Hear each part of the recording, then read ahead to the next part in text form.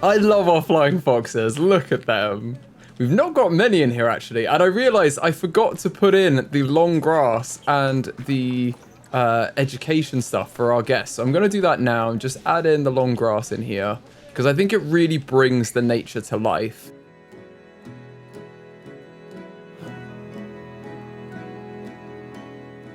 Okay, and let's put our education in as well. So if we go facilities, media devices and education, let's put in some of the talk points. And in fact, we've already colored some in. So I'm just going to copy the exhibit information board from over here. Oh, animal welfare is attacked to protesters. I'm going to pause the game. I don't want that. I'm going to turn off random rotation as well because I don't want it to be randomly rotated. I want it to be a nice straight line. And then we can put in a few of these exhibit education points. I'm trying to think where we want them. That's probably about right. And then the middle is about here. And then the other end, how far in did I do it? A decent amount in. About there. Okay. And then we just need to change these to be on the spectacled flying fox. I'm going to put a few more of these in and also put some of the education talk ones. What are they? The educational speakers. We want to put some of them in and then an educational talk.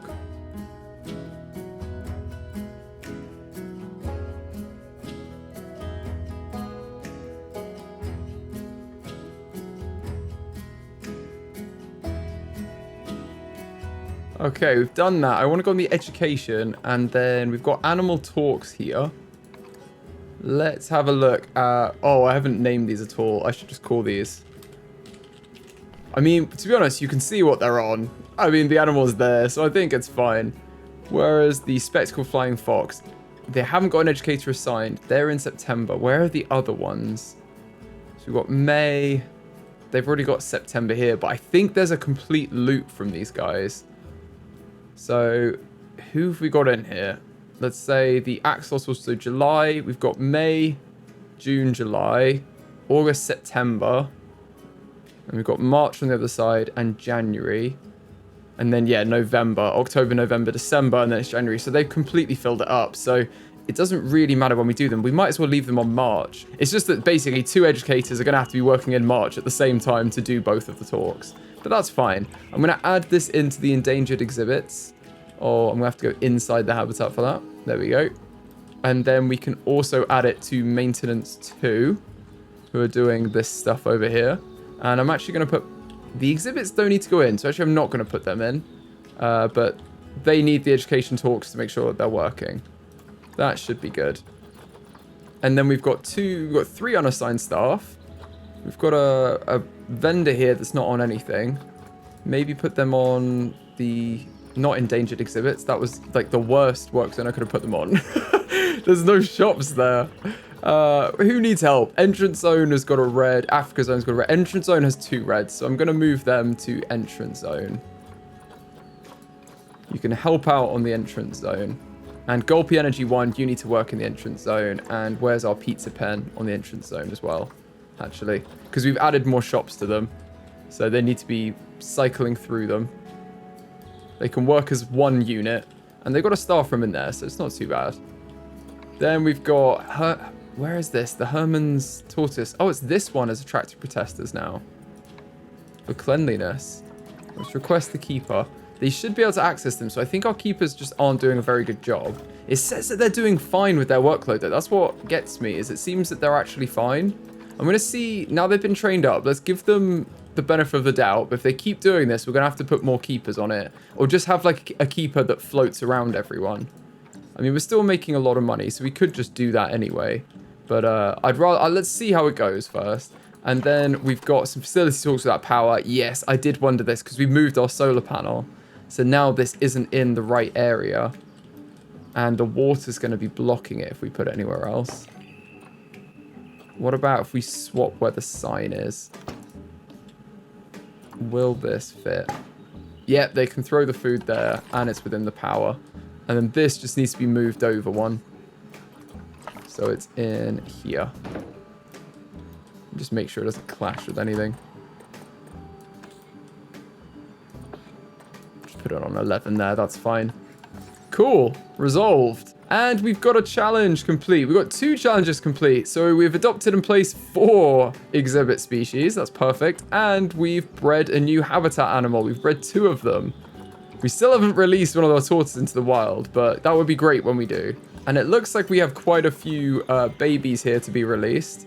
So I think we're just going to grab all of them and quick trade them. 13,000. That is crazy. Do we have any more flying fox? We do. Let's get 3 more. And I think we might have enough to populate both sides of this now. So, yes, we've got 7. So, their minimum group size of 5. Let's put the 3 new ones into here. We can make sure we've got our management turned on properly. Yeah, we do. 7 and 7. We want 7 males and 7 females in each one, ideally. We can let them breed up to it. So, how many have we put in here? So, 2 males and 1 female. Let's grab 2 females. 2 females is probably fine. And then we're leaving 1 male, 1 female. And yeah, that's fine. We'll grab these 2. So basically, there's going to be 3 males and 2 females in the right-hand one. And 3 females and 2 males in the left-hand one. And they should both have 5. So they should be absolutely perfectly happy. That's what we like. And now it looks way better. Like, they're populated throughout all of it. So when we get more, they're obviously going to have more of them flying around everywhere. But both sides of this are now functioning, and they've got flying foxes in them. Perfect. It looks like our guests are much better looked after now as well. We're much more in the green. So hopefully that continues to improve. We can put some more drink in where they're failing. Guest, where is it? Guest needs. Guest thirst. Yeah, I mean, they're getting it there. Here, there's nothing. This would be actually a good spot if we could put something in here. Because they've got to go over there to get anything. Even if we just have, like, we could have a shop here, honestly. I don't want to put too much in, because the Dama Gazelle don't like people. Oh, no. Animal welfare is attractive protesters. It's the other one now. What's going on here? You being looked after properly? Maintenance every month? The keeper's struggling. I'm going to get another keeper. Because I don't like this. And then I'm going to put you on endangered exhibits. Because we only ever seem to have problems with the exhibit ones. And I get that there's a lot of exhibits in here. So we're going to have 3 keepers in here.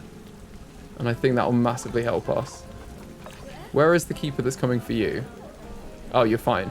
Okay, they've done all of them. Perfect. It's a bit of a miserable day outside as well. You're glad you're inside. It's nice and warm in here. And then horrible outside. And let's put our vet in here. They've got quite a long way to go to do their research. They're taking quite a while. If we put them in here, they can get a quick look at our foxes and then head back to their research building. We can get this done a little bit faster. There we go. He's got what he needed. Now he's just going to moonwalk out of here. Right, let's grab him and throw him over here. There you go. A little bit of a helping hand. Picked up by a giant. Not bad, is it? Then you can start your work. Because I do want to get some enrichment in for the foxes as well. I feel like they deserve it. That should massively speed along his research here. There we go. He's speeding through. We'll have it in no time. Perfect. So we've unlocked a few things. What have we got? If we click on it, we'll be able to see. We've got fun facts, we've got breeding research, and crucially, we've got exhibit enrichment. So let's put the enrichment in for both of the habitats over here. So layout, they've got a nectar feeder. Where's that? I'm not going to be able to see these things now because we've got so many trees in here. Ah, there's a nectar feeder here. Right, okay, so there's a nectar feeder, a bat box. Where's the bat box? Oh, I think is that this? Yeah, bat box and a water dish. Oh, cute. Oh, it's right in the middle of a plant. That's why we need to put them in and kind of see where they need to go. So you can move out of the way, preferably like over here. That would be ideal. Let's put you there. And just rotate you slightly so you don't have a leaf through all of the stuff. There we go. And then we can put one in over here as well. I'm going to put a nectar feeder in, the bat box. They're both up really high, so they're not going to get obstructed, I don't think. hard to see anything in here. Right, okay. The nectar feeder's there. The bat box is on this side, I think. But that is safe. Oh, actually, I think that's in the tree. That's okay, though. Yeah, it's in the tree. They can still access it. And then the water dish is over here. And that does have a couple of plants growing through it. So we just need to adjust where they are. But that's not the end of the world. Cool. There we go. There's plenty more for them to do. And that's actually cool, because then they'll land on the water dish, won't they? And guess we'll be able to see them up close. Oh, I can't wait for that. Oh, go on. Someone land on it, please. For me, someone land on it. We've got multiple options here, but they're not going to do it, are they? That would be very cool, though. You can see them properly up close. Very good for the guests. And we haven't even got donation bins in here. I've just realized we need to put donation bins in. So let's duplicate these and normal bins, because we don't want our guests littering. So let's put donation bins in there and there. And we'll do the opposite on this side. Put one in there and put one in here. And then let's grab some normal bins, because I don't want the litter. And they shouldn't really be littering. I'm going to put one there and then one over here. But then they've got bins outside as well. And they've got bins on this side. There's a bin right here on the corner and a bin over here. So I think that should be fine. Let's hope. And we could probably do with some screens in here, because these walls are very boring. Let's add a projection screen. If we align to surface, should be able to just put it on here.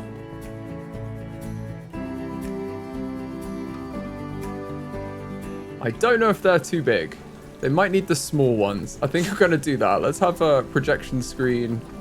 Where is it? There's a 2-meter one. TV screen. That's what I wanted. And there's a TV screen of 4 meters. I think the 2-meter one is probably good enough. Have that in there. And that one we can put the spectacle flying fox on. And then have them just around here. So guests know what's around here as well. And they don't have anything over the doors actually here. We could do with putting some of these posts up for them to make the doorways a little bit more interesting. There we go. That's a bit better. Oh, we've got a talk in here. That's going to get very crowded very quickly. And we've bred 2 exhibit species. We are destroying these challenges. They're constantly coming up and we're just immediately batting them away. How are our elephants doing? How are you guys? You chilling out? You seem pretty happy. We'll have to rename everyone very soon as well. I've not been on it with the naming, but we will rename everyone probably in the next video. I think is a good time to start renaming. But for now, they're having a good time. They're just chilling around, walking around in the rain. They're used to it. They're living in the tropics. They should be perfectly happy. They don't like the temperature. Oh, that's a good point. We've got our heaters in here. So really, if they want more warmth, they can go in there. And the water is heated as well. We could put something that's heated over here, but I kind of feel like they have the space. That if they're cold, they'll come into the warmth in here. And then they'll head out. It's only because it's raining that it's cold right now. And it's going from rain to cloudy, so I don't feel like they're going to be in it for very long. Just step into the water if you want more heat. Like, you can't be cold, can you? Yeah, you're fine. See, they're absolutely fine because they're not in the...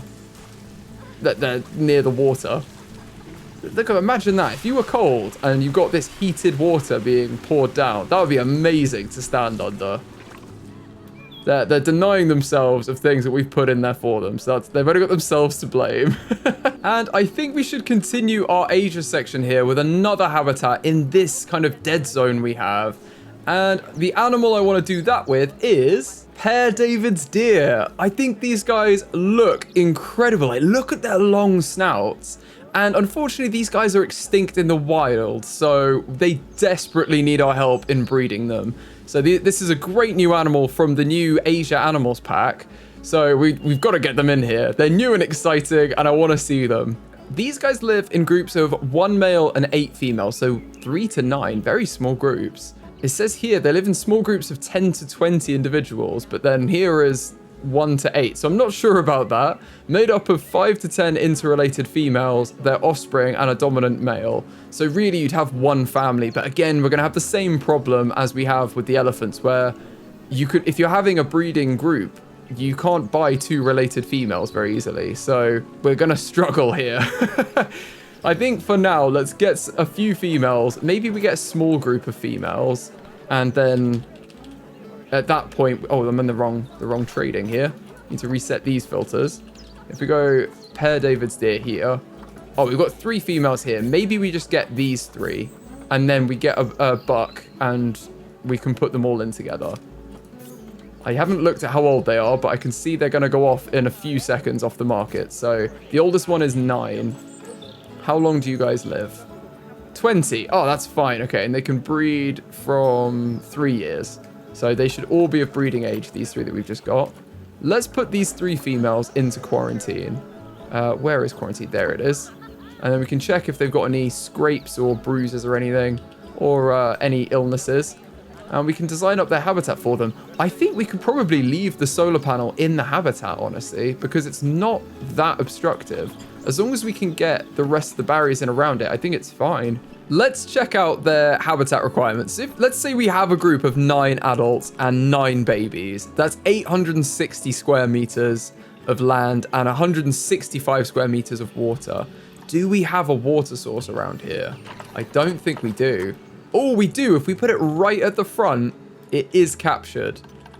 I think that's fine. We can have a little water area over here even. That would be absolutely fine and quite cool to look at from here. The only thing is, how do these guys feel about humans? They're neutral. Okay, so they're not shy. They're neutral with humans and guests would flee from them. So if anything, we should be scared of them. In that case, what was it? 9 adults and 9 babies. That's 860 and 165. They only need taller than 1.25 meter fencing, so very small and grade 2. We can just put in a cute little fence for these, probably something like this. But I want to check where they're from. They're from China. Okay, so in that case, let's try and find some construction pieces that are aimed for the... I think we've got a China one on here, don't we? Theme... We've got East Asia. Oh, there aren't actually any construction pieces in East Asia, it seems, because I haven't selected any other filters. So in that case, I think we just go for something that you could find, maybe some bamboo fencing or something that could reasonably be found in China. And we'll keep it nice and simple for the fencing. Firstly, though, we need to map out the border. So let's get a small wooden habitat gate in here, and this can be our habitat gate for them. Where is the keeper hut? The nearest keeper hut is... I think there's one here and there's one here. So we're going to want it to be in this corner that the keeper enters from. Let's have that be maybe about here. And we can just move this, can't we? That seems a reasonable entrance. And then we want to keep this on multiples of 4 meters because I want to use 4 meter pieces and a grid for the habitat. This actually could just go straight into the building there. That wouldn't be the end of the world. And then it can continue through. And before we do that, I just want to double check actually how big we want this area to be. So if these guys want 860 square meters of land, I think we should double that and give them 1,720 square meters of land. And if they want 165 square meters of water, let's double that too and give them 330 square meters of water. So if we add those together, we're looking at about 2,050 square meters that this habitat needs to be. And I think we can easily accommodate that in this area. So the number we're looking for is 2,050 or maybe slightly over because we're going to put some trees in that are going to obstruct how much of the habitat they can actually walk on.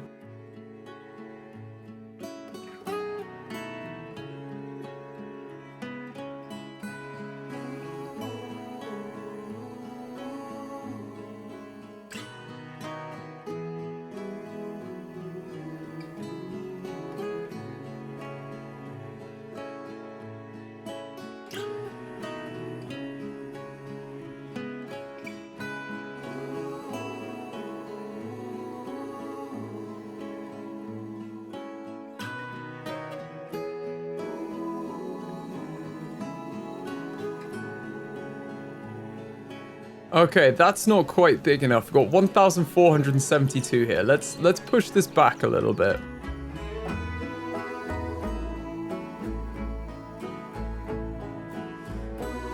Okay, we're almost there. 1984. I think another 4 meters in this direction, and we've got our perfect habitat size.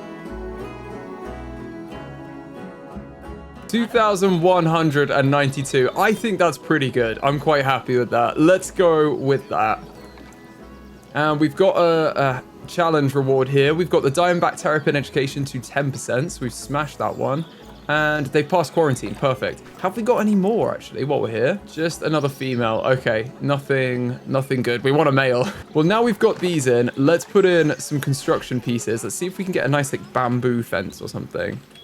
We already put one in earlier, but I think let's maybe vary it up. Like, we use a different design for the bush dogs with these pieces, but I'm sure we can find something that'll be interesting. Maybe you even make a fence out of the 4-meter thick bamboo pieces. That might be cool.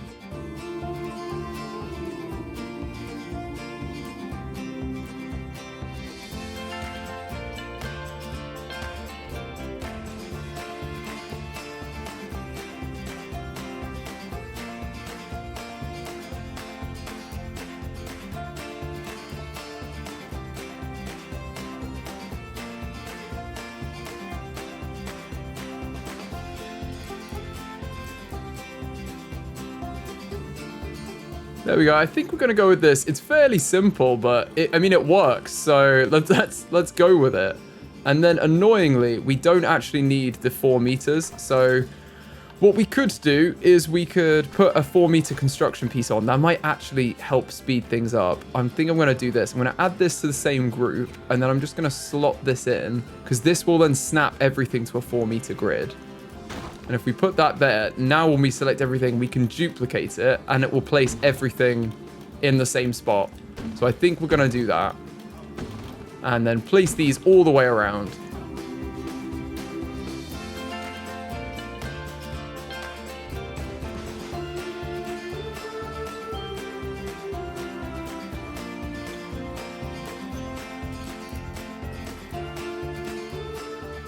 Okay.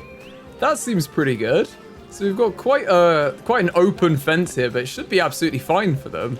And then we just need to make sure that this is a null barrier fence as well. We don't want that to have anything on it. And we're going to have to adjust this because it looks a little bit weird here.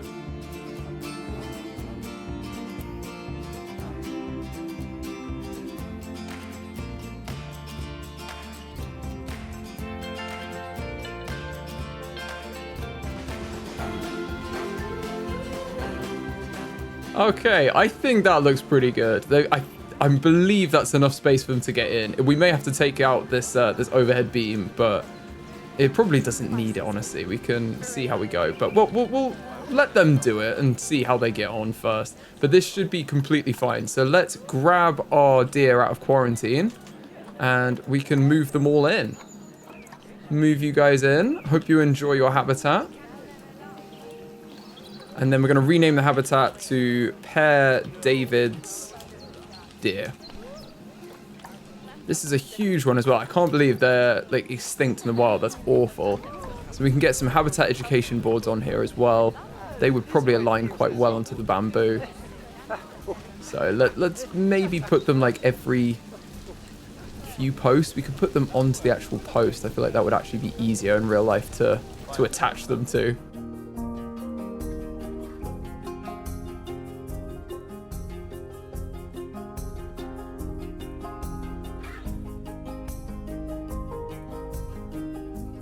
And I believe they're arriving as we speak, right here. So we put some boards up. Now let's actually see the deer. Oh, look at them. They're so cute. They're tiny. Oh, they've got their little long faces. Why the long face jokes actually work with them? Why the long faces? Because it's raining right now. It's horrible. How do you feel temperature-wise? Okay, temperature they're fine with. Yeah, okay, cool. We do need to assign them to the same work zone, I think, as well. Oh, and we're carrying on with the Flying Fox research. That's good. Well, let's get our other one on these guys. Our other vet can start researching these guys. And then, yeah, where is our work zone? I'm going to throw this into the Africa zone and probably hire another keeper for now as well, because we're going to need another one. Yeah, our vets don't need to be assigned to a work zone, really. Oh, wait, he's on a Africa zone. He should be taken off. Okay. Let's get another keeper. And then we can assign them to the Africa zone. But they will be moved off, we know, into the Asia zone when we actually make it. This is the only problem here, is I don't want this to happen. So let's get... But this is quite cool that they can walk into the habitat here, but that wasn't why we designed it. So let's have that be a staff path and move everyone out. No, it's a staff path. Get off. What are you doing?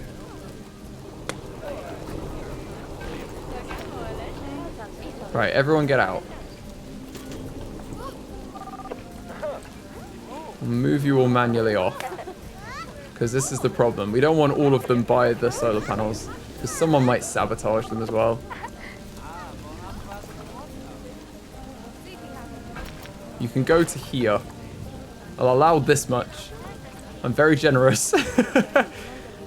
Right, our poor animals are in here though. They haven't got what they need. They need swimming area, they need hard shelter, they haven't got everything. So I'm gonna pause it before they have a problem. Mechanic can't reach them yet. We need to add them into that work zone as well. So maintenance 2, you've just got a new habitat. This is the slight problem of, you know, doing work zones is now like, yeah, every time we put someone in, they're not in a work zone until we add them in properly. I'm also just going to put the torque in here. No, I'm going to put it on this side actually. The torque can go here, and this seating has got to move. Let's put that like here. And we can have a couple of seats on this side. And then one on the other side. I think that's fine because they need some places to sit down, but generally we want to leave this for them to see the deer. Now all the signs can be changed to them, which we want. That's good. And the education speaker as well. And we do need to think about when we're going to actually assign, like what time we're going to assign their talk for. How's this range? Okay, let's just have you on 9. That's okay. 9 is good. We could even put another one over here, and I think we will. Let's put this there. And then we can turn this down. But that's pretty good. You can learn about the deer while you eat as well. Then the talk, right. What are the talk times over here? If we select our education and animal talks, if only, we can do it by work zone. That's so good. Oh, okay, cool. In that case, where is this one? Oh, that's the one we have here. Okay, so we need this to be Pere David's deer. Or Pere David's deer, I think it is. Pere David's deer. When do we want? Oh, they're not sorted by work zone. I think it's just, are they in a work zone or not? That's not super helpful. In that case, we're going to have to go through. So we've got the bush dogs are not in this one. This is the Africa work zone. So to be fair, though, they're going to be in their own work zone with the elephants. So it doesn't really matter. We might as well put an education talk in. I think we missed out on the elephants. They're going to want an education talk, and they're going to need their own educator. This isn't a bad spot, but seeing as they have all of this area up here, I think it's got to be here, doesn't it? To throw food in. Bornean elephant, they can throw the food. You're going to be in January. In fact, if that one's before, let's put this one in April. And then we'll put these guys in January. And I kind of want to leave 2 months between if we can, because they like to get there the month before. I've been leaving a month so far, but I think 2 months might be better to actually make sure the educators get there. And then we need to hire another educator and put them into this work zone. So for now, this work zone is just going to fall into the Africa zone. But when we actually when we get another animal in here, maybe we'll start setting up a new work zone properly. And at that point, we can put them in into like an Asia work zone. Where are you? Okay, so you need to go into the Africa zone. Perfect. They've got another educator, so they should be absolutely fine doing this. So the terrain makeup for these guys isn't bad. They've actually kind of got everything they want. They'd be happy with 100% short grass as well. But they do want a shelter space, and they do want a swimming area. Let's do the swimming area first. I also assume they don't like these trees. No, they are happy with these trees. Okay, cool. Well, we'll leave them in then. But they do want a swimming area. They want basically 330, we agreed, of swimming area. So let's put that in for them. I think I'm just going to push this in manually. Let's have it be about 6 is probably fine. And if we do painting on like soil, it might help to see where we've painted.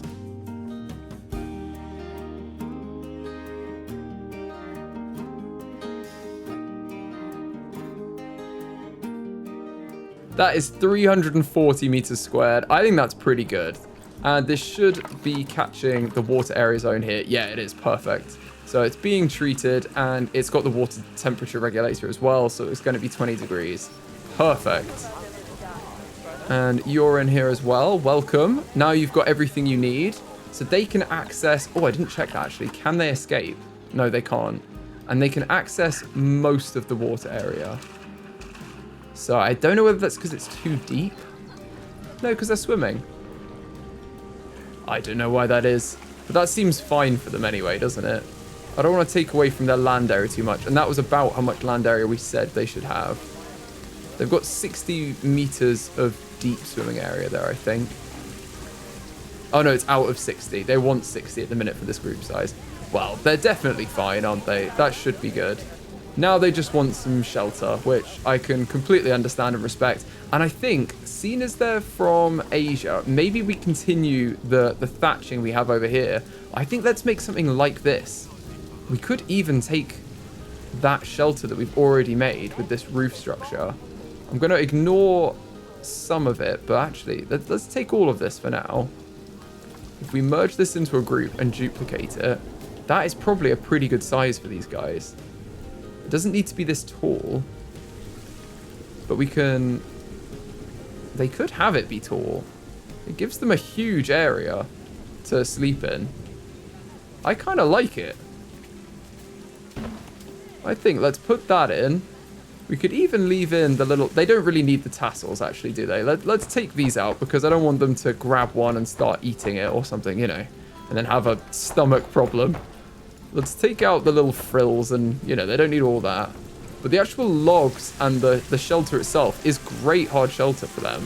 Yeah, and that's loads. And then we can make this like a nice bedding area for them. So if we filter by the species here, we can see everything that's appropriate for them. They're happy with the extra large bedding as well. Let's put on random rotation and put some different bedding options in here for them.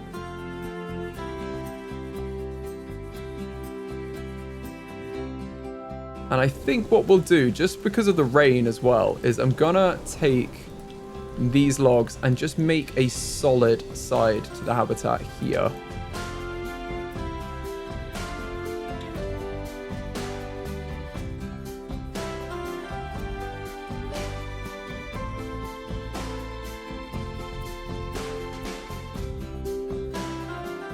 I think that is good, and it's quite enclosed then. They've got most of it's enclosed, but they can get in and out. Hopefully that's a bit more sheltered for them. So they're lacking enrichment, but they are happy with the hard shelter and the terrain makeup and everything. And I think it's pretty cool. Now, let's give them some enrichment. So on the habitat tab, now we've got them selected, we can put in some food enrichment and some toy enrichment for them.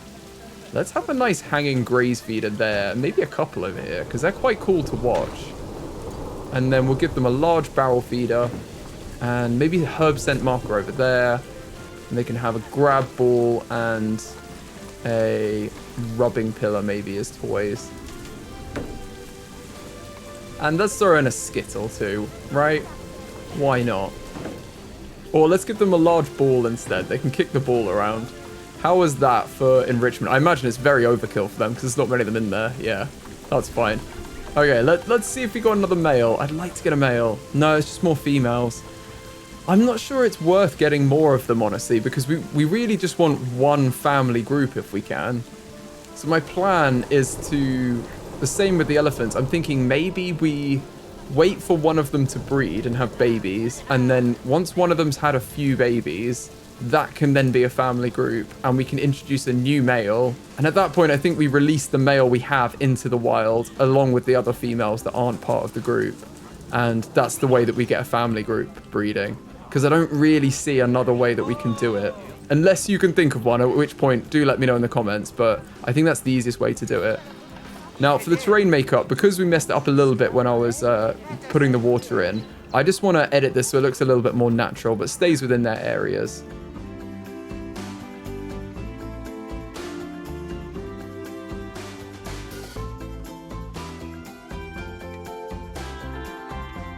There we go. I think that looks good. And as far as coverage, they're quite happy with these. I mean, these trees are found here naturally, so I'm tempted not to put too much in. If they are actually happy with these. We've already got the oak and the sycamore. I assume the beech trees as well that we've got dotted around would be absolutely fine for them. So maybe we just put a couple of these trees in, and I'm not sure we need to do much more. Get the trees in for a bit of shelter. But that's like good plant coverage. Maybe we just get some low-level plants that we know we can have here. So yeah, I think I'm just gonna add in a few rocks and a few plants that we've put everywhere, because there's some common ones that are going through that we know we can have, like the cattail reeds, some lilies and things like that, and then some low-level bushes that we've had before. We can just put in. We don't need to worry about which ones can grow in this climate, because we've done enough habitats now that I think we know which ones will work. We've got like the meadow buttercups and stuff are all fine in here, along with like the tree ferns and things like that. So I think we can get a few of these in here. It will liven up the place and make it look a little bit more interesting. But really, they're pretty happy because they are found in aquatic temperate areas, and this is basically what we have here. So most of their plants are going to be absolutely fine.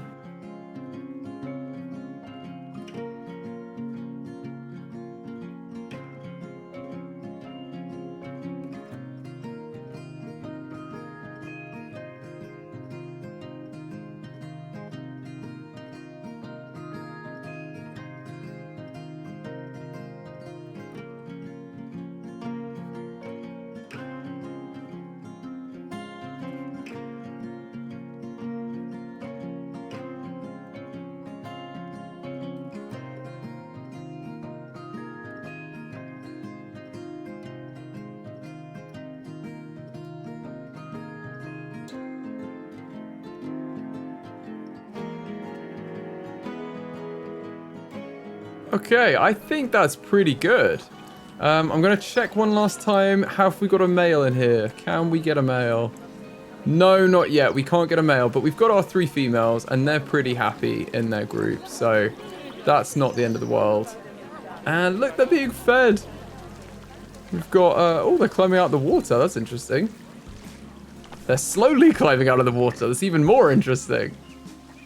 But I think this habitat is shaped up quite nicely for them, and they've got a nice amount of shelter. They've got plants everywhere that work for them. I think we've done a reasonable job here. So let's learn a little bit more about Pere David's deer. Pere David's deer, also known as the milu, is a deer that lives in the river valleys and temperate grasslands of northeastern China. It has a red tan-colored coat in the summer and a thick grey coat in the winter. Males are larger than females and have large branched antlers with backward-facing tines.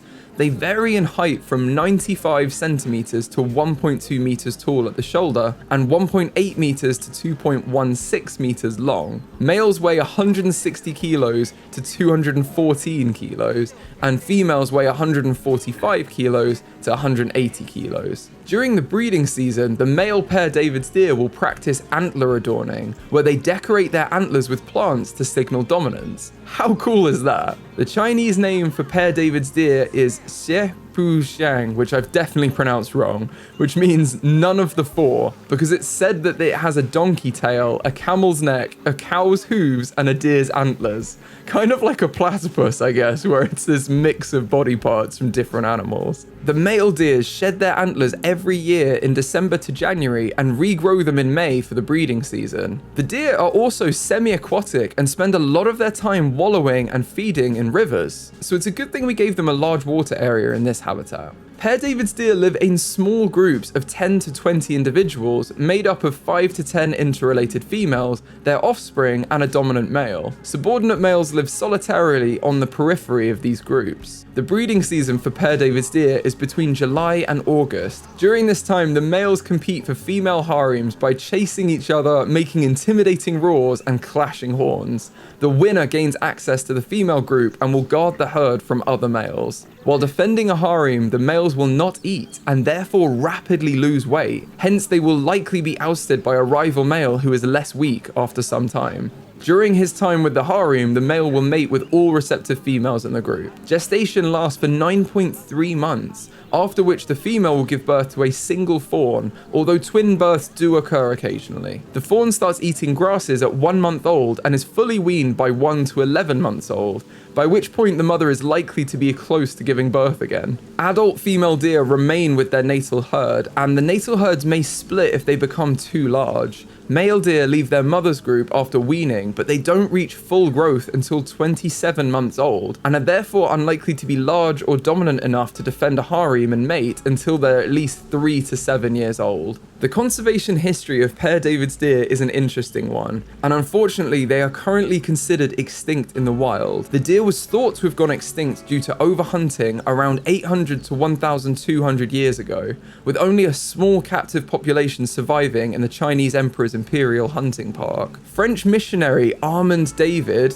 Pere David meaning Father David, successfully acquired and sent deer to Europe. In the 1900s, the captive Chinese population was wiped out by a flood and then German occupants. However, the previously secured specimens had been bred and preserved in Europe, the Duke of Bedford forming a breeding herd at his home in England for the remaining deer he acquired from European zoos. All of Pere David's deer alive today are traced back to these 3 individuals, and the captive population is strong with many animals in zoos around the world. Beginning in 1985, reintroduction efforts were made using captive bred deer, and groups of between 20 to 40 individuals were reintroduced into northeastern China. There are now close to 10,000 Pere David's deer in the world, 7,400 living in nature reserves, and 2,800 wild individuals. Despite this, the species is still heavily managed. Even the wild deer have their history in captive or managed herds, so their behavior and breeding habits are likely to not be what they originally were. So although these guys were completely extinct in the wild, hopefully our zoo can help out to breed up the numbers of captive species and release them into the wild as a reintroduction of the captive species. As long as we can preserve these guys, I'm sure that in future generations they can develop their own wild behaviors, and we can hopefully get back to where we were before they were extinct in the wild.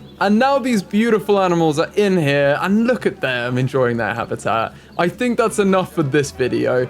If you've enjoyed the video, please give it a like. It really helps the channel out. And I'll see you in the next one.